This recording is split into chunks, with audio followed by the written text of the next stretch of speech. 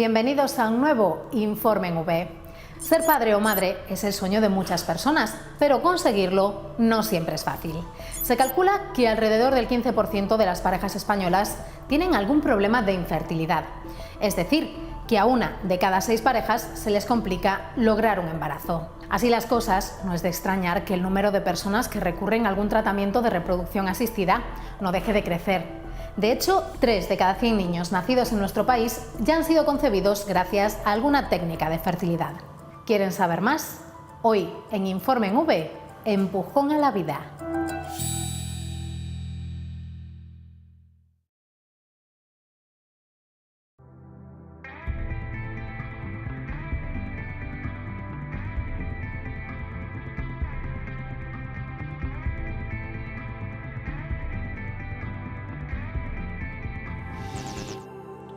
Era 25 de julio de 1978 cuando en medio de gran tensión y secretismo venía al mundo Louise Brown. Nacía la primera niña concebida mediante fecundación in vitro, o como muchos la llaman, la primera bebé probeta del mundo. Menos de 40 años después de este hito científico, en el planeta hay ya 6 millones de niños nacidos gracias a alguna técnica de fertilidad. En Galicia hubo que esperar hasta enero de 1990 para registrar el primer nacimiento de un pequeño engendrado in vitro. Pero en nuestra comunidad, como en todas, el número de personas que recurren a las clínicas de reproducción asistida no deja de aumentar. Nosotros hemos vivido desde que abrimos en el año 2005 un incremento progresivo en el número de pacientes que consultan para hacer tratamientos de reproducción asistida. Y curiosamente también hemos asistido a un envejecimiento de la población en la media de edad por la cual consultan. Nosotros cuando abrimos teníamos más o menos unos 36 y medio de media. Y ahora pues estamos por encima de los 38 y medio. En general suelen ser mujeres de edad en torno a los 38, 39 y la década de los 40. A edades tempranas, por motivos laborales, generalmente pues no han tenido descendencia, y cuando ya han conseguido esa estabilidad laboral o familiar, etcétera, pues deciden tener un hijo. No somos conscientes de que la biología no va paralela al desarrollo social que hemos sufrido o vivido en la especie humana en los últimos años. La fertilidad se mantiene estática como máximo punto de fertilidad a los 24 años. ¿Y por qué los 24 años? Porque genéticamente estamos programados para reproducirnos en el máximo momento en el que somos capaces de proteger y cuidar a nuestros hijos y de brindarles biológica y genéticamente lo mejor.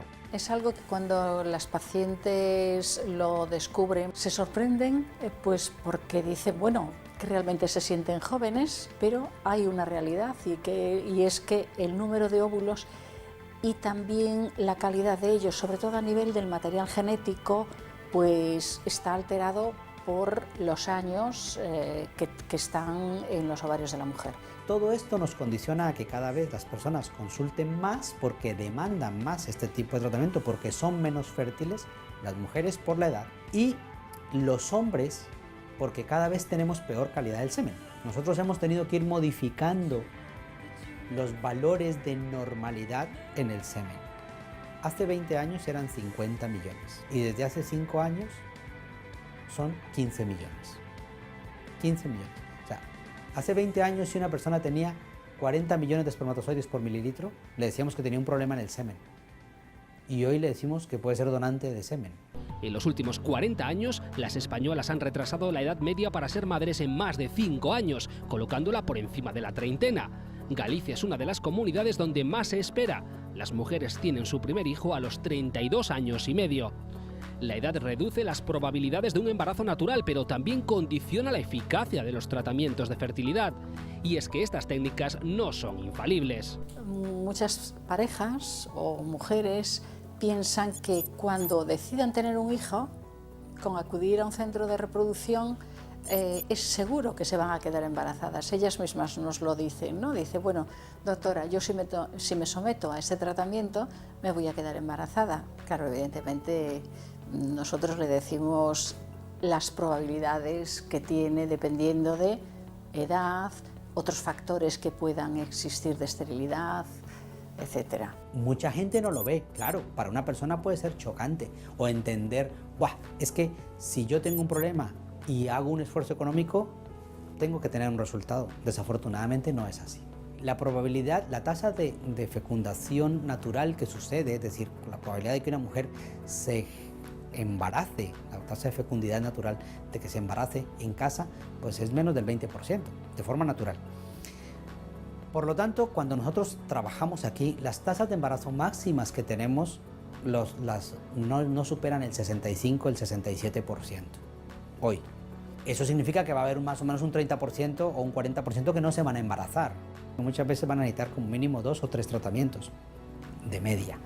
Luego habrá gente que se embaraza a la primera y habrá gente que necesite 4 o incluso 5 fecundaciones in vitro. Hay que entender que el camino es largo. Entrar por la puerta del IBI puede llegar a ser garantía de un hijo, pero no sabemos ni en qué momento ni en cuánto tiempo nos va a costar. Las esperas, los fracasos y la necesidad de varios intentos hacen de la reproducción asistida un camino a veces duro de recorrer y en el que se puede necesitar de apoyo psicológico. Son tratamientos que generan gran ansiedad. Una de las causas es porque, como he comentado antes, a la edad a la que acuden ya es una edad un poco tardía. Entonces, así como se ha esperado todo ese tiempo para resolver los problemas vitales, laborales, etcétera, cuando deciden tener un hijo quieren tenerlo ya y además saben que la edad es un factor importante, aunque no sepan que la limitación es tan drástica, ¿no? El proceso del tratamiento en sí les genera mucho estrés, mucha ansiedad y algunos depresión.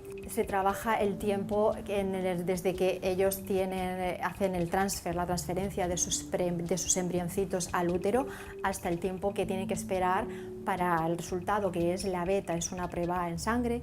Ahí hay un tiempo en donde se les hace eterno y les genera mucha ansiedad. En ese tiempo también se trabaja con ellos. En cualquier situación que se plantee hay que trabajar con los dos. Cuesta más tirar del marido o de la pareja para que también él pues suelte y diga qué es lo que está sintiendo, cómo está viviendo todo el proceso, porque al final el hijo no es de su mujer o de su pareja, el hijo es de los dos. La Seguridad Social española incluye en su cartera de servicios algunos tratamientos de reproducción asistida, pero esa cobertura está limitada por criterios como la edad. En Galicia, por ejemplo, el límite es de 40 años en las mujeres y 50 en los hombres.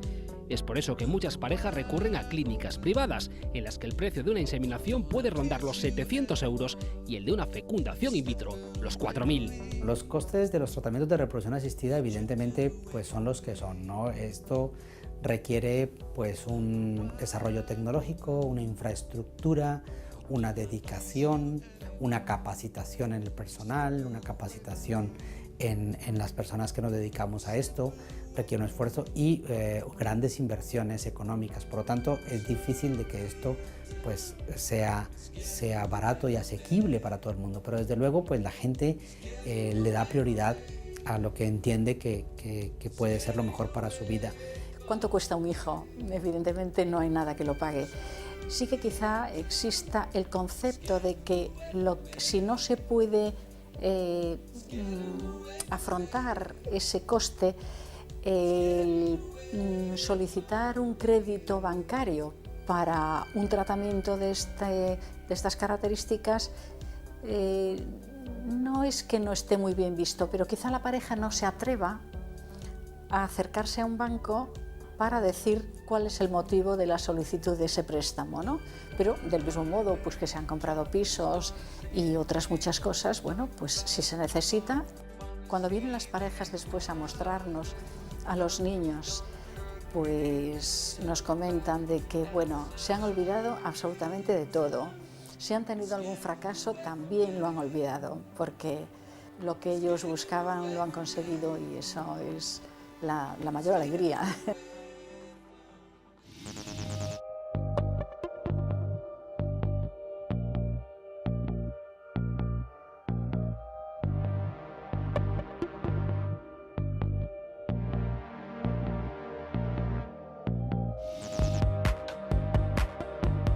Lo vimos la niña de unos familiares, ¿no? Yo la vi, tenía 2 añitos y dije, yo quiero una como esta. 2 años buscando y buscando y no venía, dijimos aquí hay un problema. Y fue cuando empezamos a ir al médico y ver las cosas y evidentemente había problemas, claro. Mis espermatozoides salían medio tontos. O sea, están ahí, todo hormonalmente funciona bien, pero cuando salen atontados. Entonces no llegan a buen puerto, ¿no? Y en el caso de ella, parece ser que los ovocitos no maduraban lo que tenían que madurar. Entonces, si A no funciona y B no funciona, aquello había que unirlos. Y la mejor opción era in vitro. Adri y Juan son una de tantas parejas gallegas que tuvieron que recurrir a la reproducción asistida para cumplir su sueño. Ella tenía 36 años y él 38 cuando comenzaron el proceso. Pruebas de todo tipo, de los ovocitos, de cuándo maduraban, de cómo maduraban, de reglas, de fechas. Entonces era una prueba tras de otra. Salía bien una, pasabas a la otra. Salía bien esa, seguías a la otra y seguías así. Un montón de pruebas. Yo no me acuerdo la cantidad de pruebas que hicimos. Todo eso duró 2 años. Entonces, claro, eso en principio crea mucha duda, mucha incertidumbre y tú, claro, no te queda otra opción. Dices, bueno, de la forma natural no va, pues entonces es la única cosa a la que te agarras. Pues digo, bueno, valdrá la pena la recompensa y era por todas.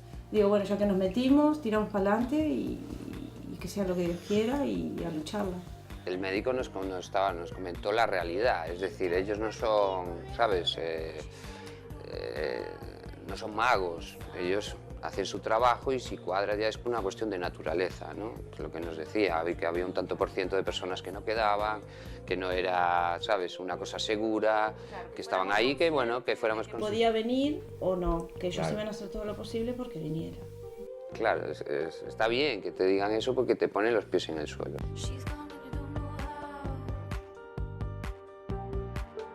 Había gente que llevaba segunda vez y tercera vez. Tercera vez, sí. Y de hecho cuando nosotros estuvimos, cuando a Adri le pusieron 3 de los 8 que le sacaron, ovocitos, había gente allí que salía de... Bueno, yo estaba fuera porque realmente estaban las mujeres dentro hablando con el médico y tal, y salía llorando. Las chicas salían llorando, que igual era la segunda vez, había una que era la segunda vez, otra que era la tercera vez que venía de Lugo. Claro, y que, porque hasta 3 veces intentaban. Y luego te hacen un descanso, ¿sabes? No puedes hacerlo en no sé cuánto tiempo, 6 meses o 1 año, no lo sé. Eso sí que nos tocó bastante por el tema de que, claro, nosotros no sabíamos muy bien si eso nos iba a salir o no. Nos iba a pasar a nosotros. Y estábamos viendo una realidad paralela, ¿sabes?, de esta gente que estaba sufriendo y que llevaba un montón de tiempo. Y entonces decías, anda, pero mira, ¿qué es esto? ¿No? Yo pensé que era más fácil, ¿no?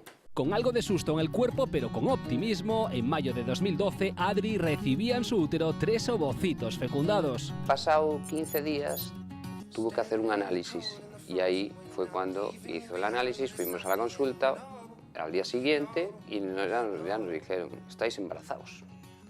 Y entonces, claro, nosotros nos miramos y no nos lo podíamos creer, porque decíamos, claro, es que no lo esperas, y después de 2 años, o 4, porque en este caso eran 4 años, desde que decidimos quedar embarazados, ¿entiendes? Entonces, claro, ahí ya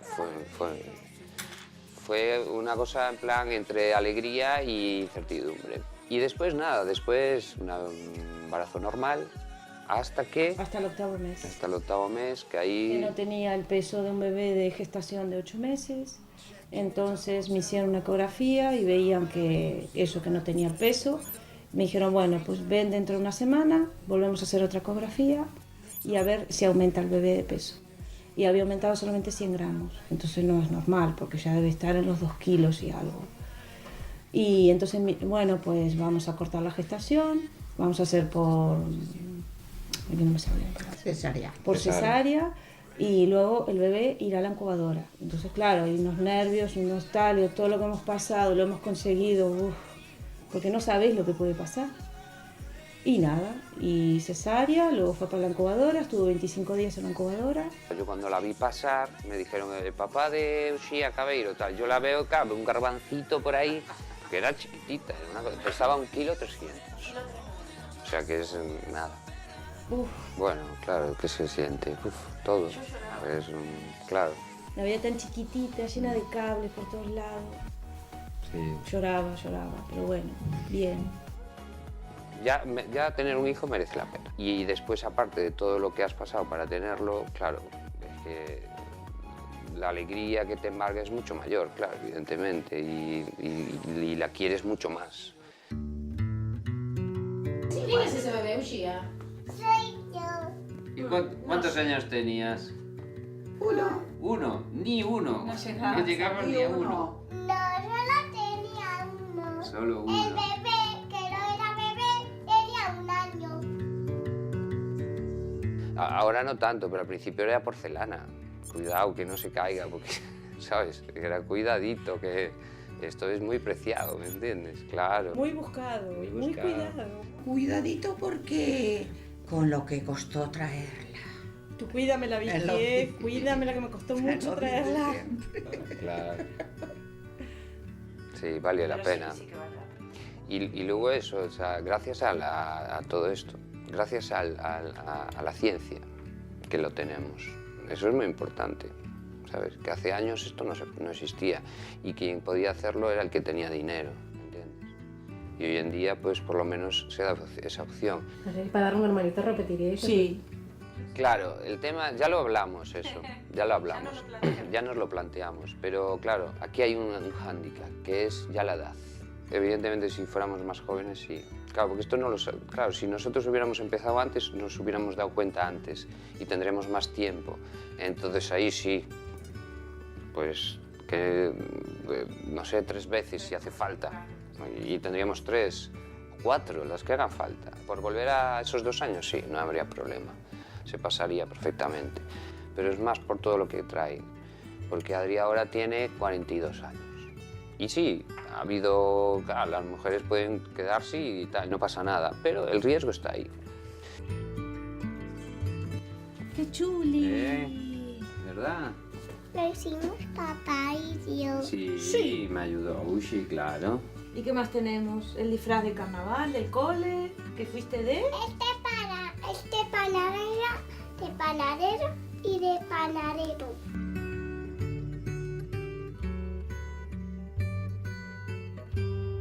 Es maravilloso, ¿qué va a ser? Tener un hijo es maravilloso.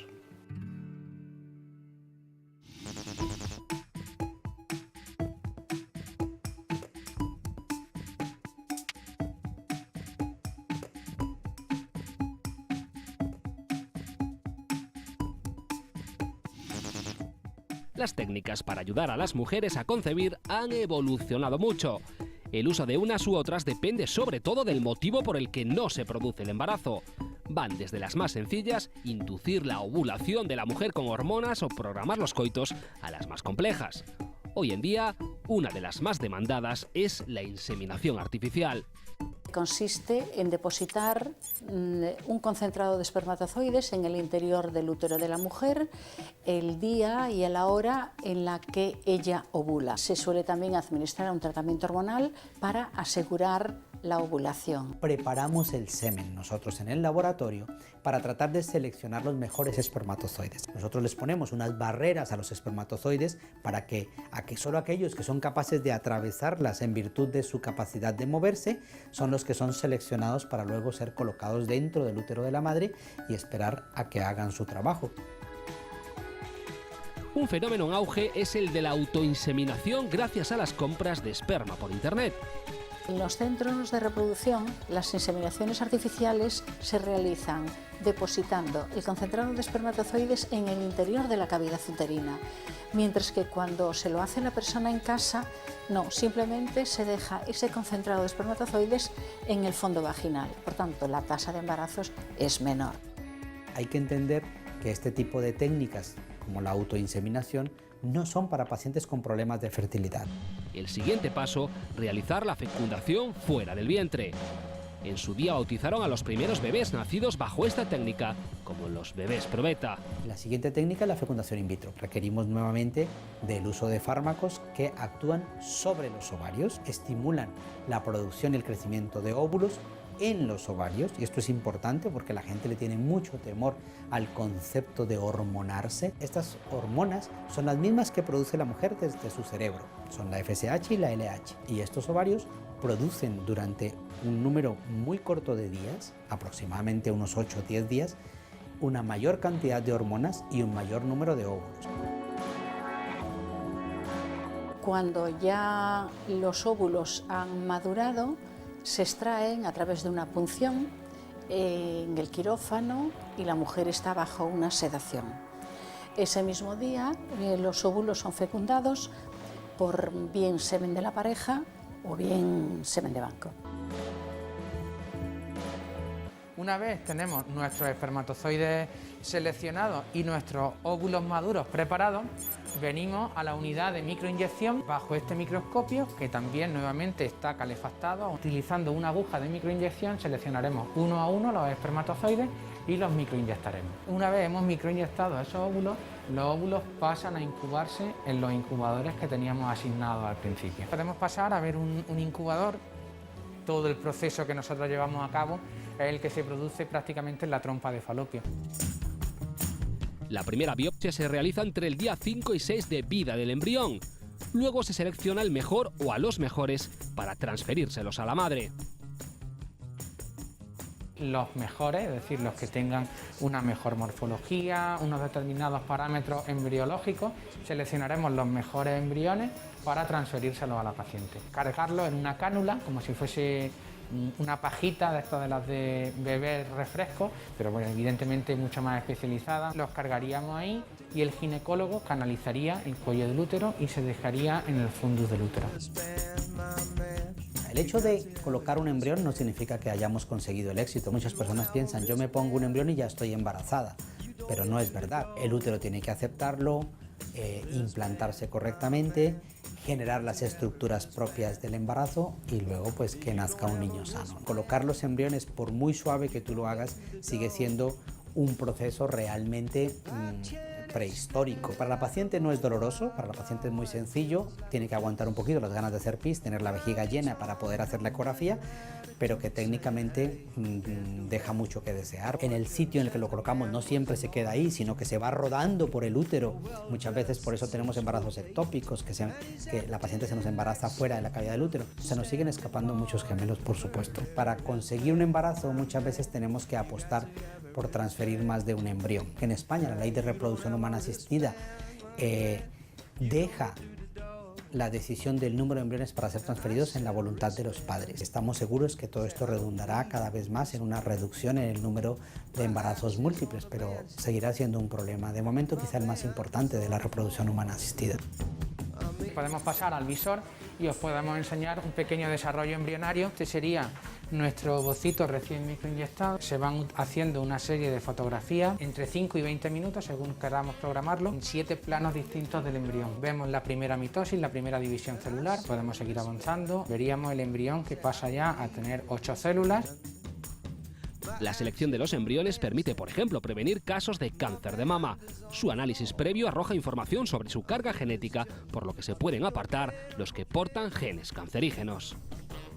A los embriones se les realiza un análisis genético para, en el caso de que existan, por ejemplo, ciertas enfermedades hereditarias, transferir o seleccionar para transferir al útero aquellos embriones que no van a padecer la enfermedad. Muchas parejas o muchas mujeres tienen la idea de que estos tratamientos tienen una duración de varios meses y no, la duración de un tratamiento de fertilización in vitro, desde que la mujer tiene la regla, 14-15 días ya se ha finalizado el tratamiento.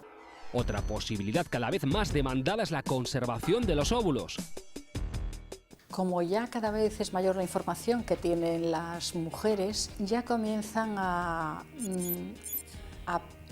consultar y a programar, en muchos casos, congelar óvulos lo que nosotros denominamos vitrificar óvulos a edades tempranas, porque pueden permanecer congelados o vitrificados en el laboratorio durante muchos años. Y de ese modo, en el momento que ellas deseen tener un hijo, pues pueden ser madres con embriones que proceden de óvulos de edades tempranas de ellos que han sido vitrificados previamente. Vitrificación no es sino el enfriamiento rápido en milésimas de segundo de una célula en unas condiciones en las que no se forman cristales de hielo, sino que se forma como una especie de gelatina. ¿Para qué se originó esto? Para los pacientes que se van a hacer tratamientos contra el cáncer. Ahora se ha extendido a indicaciones sociales, indicaciones no médicas. En las clínicas IBI, el programa de preservación de la fertilidad por razones no médicas quintuplica en este momento el programa de fertilidad, de preservación de la fertilidad por razones oncológicas. Es decir, hay 5 veces más mujeres congelando óvulos en los IBIs porque están decidiendo retrasar su maternidad que comparado con los pacientes con cáncer. En España el vientre de alquiler es una práctica todavía prohibida. La donación de óvulos y la de esperma son otra de las alternativas utilizadas. Una donante joven se somete a un tratamiento y los óvulos que se obtienen en la punción ovárica son donados para otra mujer que sería la receptora de esos óvulos una vez fecundados con espermatozoides de su pareja. Sí que hemos tenido un incremento progresivo en el número de pacientes de mujeres solas que acuden, de mujeres solas sobre todo, que acuden a buscar la maternidad en solitario. Así como la ley de reproducción no fija una edad como límite para realizar los tratamientos de fertilidad, existe pues un acuerdo tácito entre los centros y el límite está en torno a los 50 años.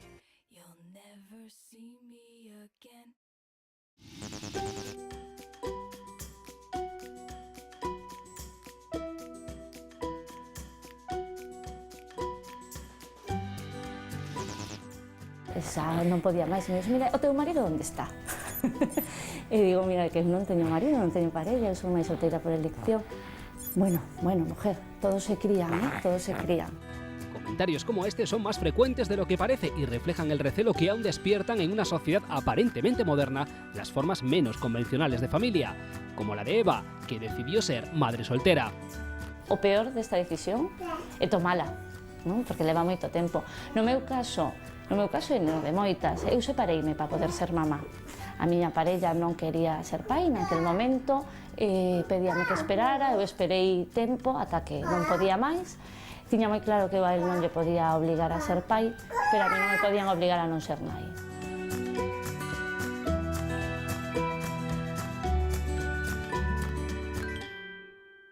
Coa nova lei de reproducción se considera que para recibir servicio público tens que levar 12 meses mantendo relacións con coito sen quedarte embarazada. No noso caso esa opción xa se perde. Ou sempre cando xa problemas de fertilidade. No noso caso, o que falábamos antes, se presupón que somos fértiles, entón pois aí xa non estamos recollidas, non aparecemos. Entón, a sanidade pública non nos acolle. Non te queda máis remedio que irte á privada. Estamos falando dende unha inseminación que pode andar no máis barato, no caso do máis barato, por 600 euros, a unha ovodonación que estamos falando de 12.000. A realidade é que cando chegas á clínica como muller sola se presupón que eres fértil. Entón se parte dun supostos moi diferentes a cando chega unha parella a unha clínica, pois unha parella chega por problemas de fertilidade. Nos o que pedimos un pouco é que se nos fagan uns estudios exhaustivos dende o principio. Está bastante extendido o coñecemento da técnica de inseminación artificial, pero hai moitas máis que realmente, bueno, inseminación artificial, fecundación in vitro, pero aí se para. E hai outro tipo de técnicas que tens que renunciar a túa xenética, pero que podes seguir loitando para poder ser nai. E esa información moitas veces non chega.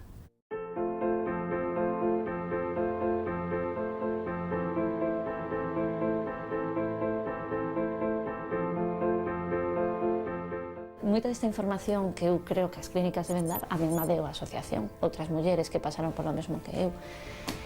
E eu as coñecín, digamos, ao desesperado. Necesitaba apoio, necesitaba referentes e a mí axudoume moito. É un proceso no que se vai a primeira, pois nada, estupendo, pero como vayas tendo un recorrido de negativos é moi duro. A nivel económico é durísimo, a nivel emocional é durísimo, porque o teu único objetivo é ser nai.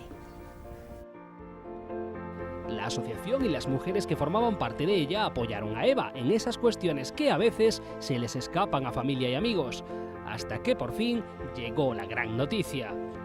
Tiña medo, dábame medo ás noites, que me pasara algo pola noite, estando soa, que se romper augas na casa, soa, este tipo de cousas. Sinceramente, paseino e non me pasou absolutamente nada.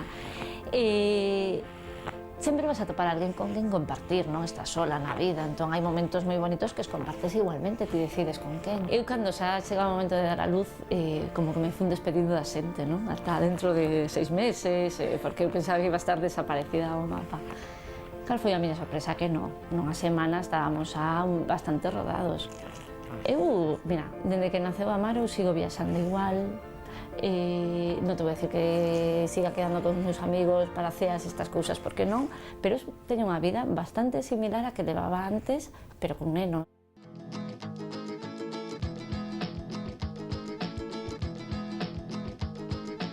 Ata que tomas a decisión, tens que facer todo un balance económico, un balance emocional, valorar se tes unha red de apoio que poida botar man con neno en momentos determinados, valorar a opción de que te faltes, solucionar todo o tema de tutores legais, todo este tipo de cousas que o mellor, se o faz en parella, pues tamén é importante, pero non eres tan consciente de que o neno pode quedar só, non?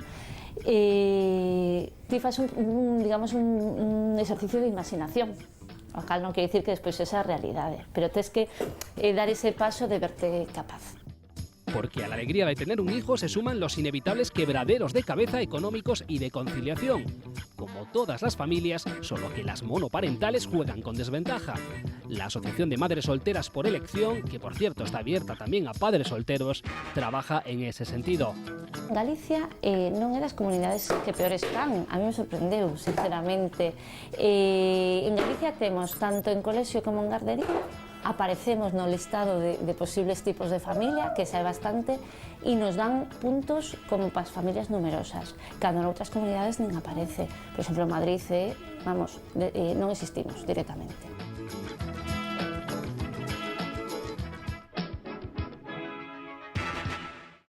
Si eu o vivo con moita angustia e o oculto e non lle conto a súa historia vital, vou a despertar nel unha curiosidade, unha necesidade que mellor non o faría se o vivira con normalidade. Eu a Amaro conto yo dende que naceu.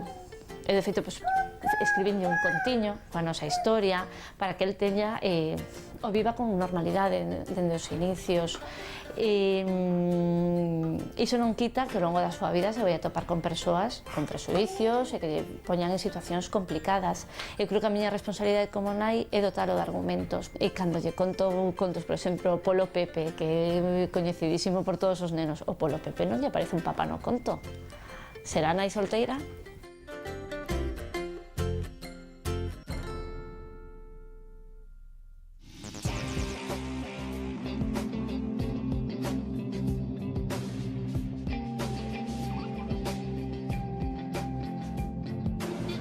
Vanessa es donante de sangre y órganos, lleva la solidaridad en el ADN. Por eso, cuando hace años supo a través de una conocida que se necesitaban donantes de óvulos, ni se lo pensó. Y si puedes ayudar, ayudas, porque tú también lo puedes necesitar en otro momento. No solo por eso, ¿no? Pero si estás a lo mejor bien de salud y lo puedes hacer, y a ti no te va a suponer tampoco que tu salud empeore o que... ¿Por qué no? Es una de las preguntas que yo le hago, ¿qué le ha motivado, ¿no? a venir a donar? Y realmente, sobre todo las chicas, que se ponen un poco en el papel de esas mujeres o de esas parejas que no pueden tener un hijo. Entiendes, empatizas con la dificultad, por eso sí que es también bastante frecuente que sean más jóvenes.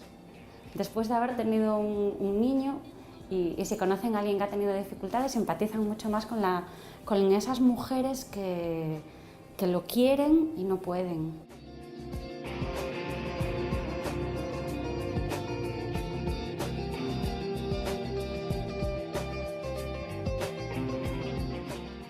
El ovario de la mujer está pensado para que más o menos desde que viene la menstruación hacia el día 14-15 del ciclo libera un ovocito. Nosotros, ¿qué es lo que hacemos? Engañar a ese ovario.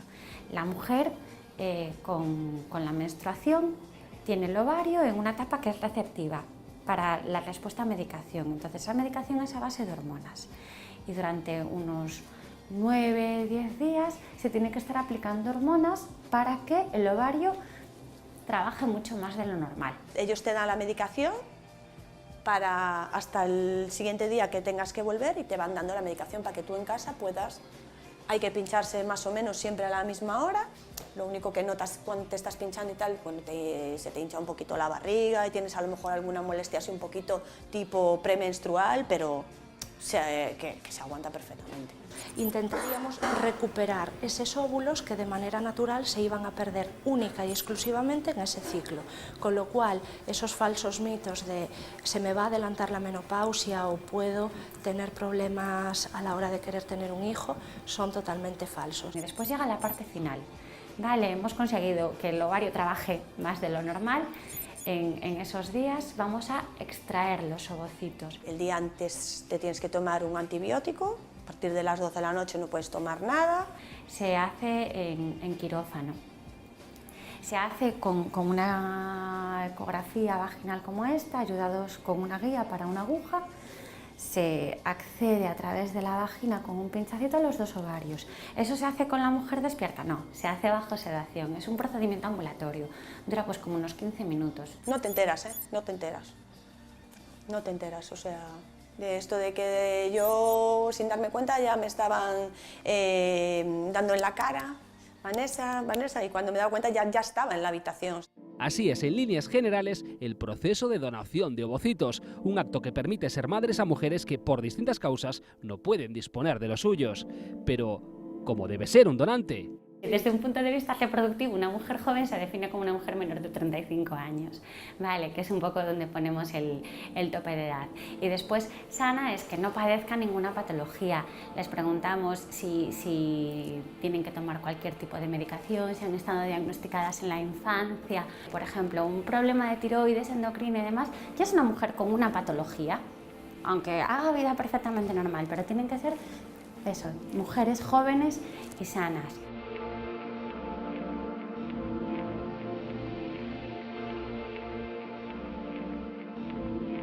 Para ser donante de óvulos o de semen tendrán que venir primero a hacer una historia clínica, le fijamos un día una consulta y se le explica todo el proceso, además de irle un poco cubriendo en una historia clínica datos, antecedentes familiares, antecedentes obstétricos ginecológicos, antecedentes personales. Nos preocupan muchísimo las enfermedades que no dan la cara, entonces se hace una analítica genética también para conocer si es portadora de enfermedades. Pero esto no es lo único que se analiza. Los aspirantes a donante de uno y otro sexo deben afrontar una prueba más que es determinante. Los chicos y las chicas que vienen a donar no vienen a una consulta psicológica porque tengan ningún problema, sino porque quieren donar y la ley nos exige que a nivel mental sean personas sanas. Entonces el porcentaje de no aptos es bajísimo. Puede ser, es más, el porcentaje de aptos está entre el 95 y el 98%. Cuando el psicólogo clínico nos ha dicho es conveniente que esta persona, por los motivos psicológicos que él considere, no debe donar, pues se puede descartar. Algún tipo de adicción a sustancias, personas que estén en un momento con tratamiento, con medicación psicoactiva, pues que estén con ansiedad, que estén con una depresión, personas adoptadas, porque no saben nada de los antecedentes de los progenitores, e incluso personas que no son adoptadas, pero por alguna razón no tienen ningún contacto o no han conocido a alguno de los progenitores. Esas personas no pueden donar. El perfil del donante es tan variado como el del demandante y como lo es la propia sociedad. Vanessa es una pequeña muestra de ese gran abanico. Donó por primera vez con 28 años y lo hizo hasta en 7 ocasiones más. Yo si pudiera donar, yo seguiría donando. Sí, porque de verdad, o sea, soy el día que lo sigo recomendando. Hasta ahora hemos hablado de mujeres donantes, pero ayudar a que otros puedan tener hijos biológicos también es cosa de hombres. Las pruebas clínicas previas son comunes a ambos. Una vez se pasan todas esas pruebas, tenemos que buscar unos chicos que tengan unas características seminales que estén por encima de lo que es la normalidad. Hay unos parámetros que establece la Organización Mundial de la Salud para determinar si un varón pues tiene unas determinadas probabilidades de dejar embarazada de manera natural a la mujer, y si cumplen los criterios de selección que tienen los distintos bancos de semen, pues entonces la muestra se criopreserva, porque nosotros trabajamos siempre con muestras criopreservadas, y se van almacenando. El donante vendrá a donar unas determinadas veces hasta tener un número de donaciones, y nos quedamos como si fuese con un pequeño pool de donaciones de semen, y se van utilizando y se van asignando las muestras de semen a las parejas en función de las características fenotípicas de la misma.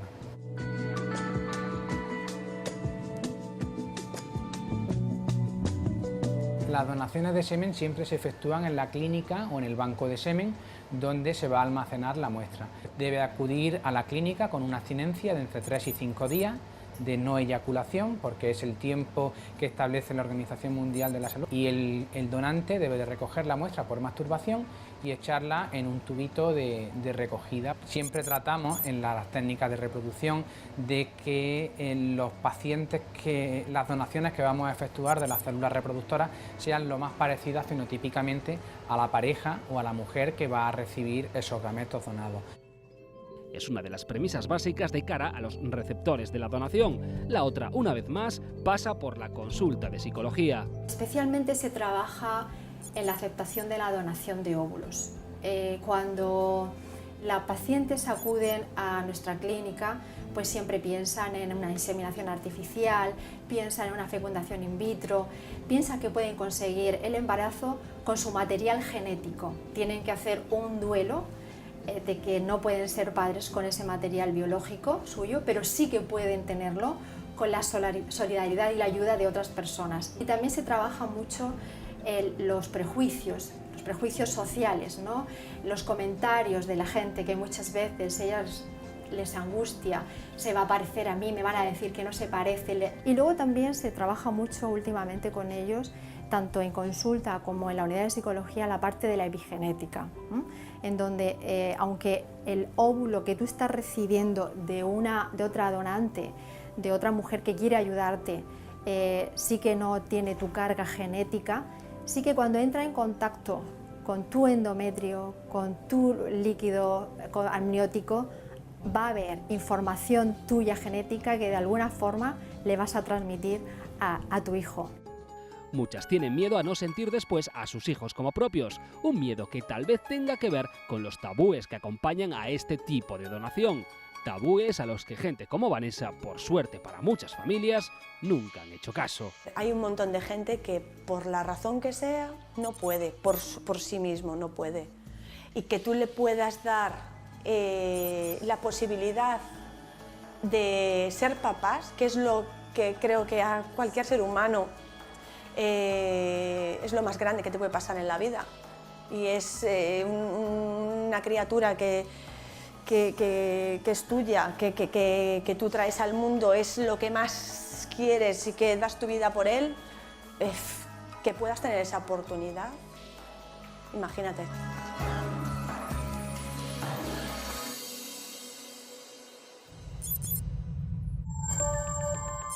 Un camino largo, con un resultado muchas veces incierto, pero que cuando se logra cambia para siempre la vida de quienes lo iniciaron. Así es la reproducción asistida, un mundo en el que los avances médicos todavía tienen mucho que decir. Así terminamos por hoy. Nos vemos la próxima semana con un nuevo Informe en V.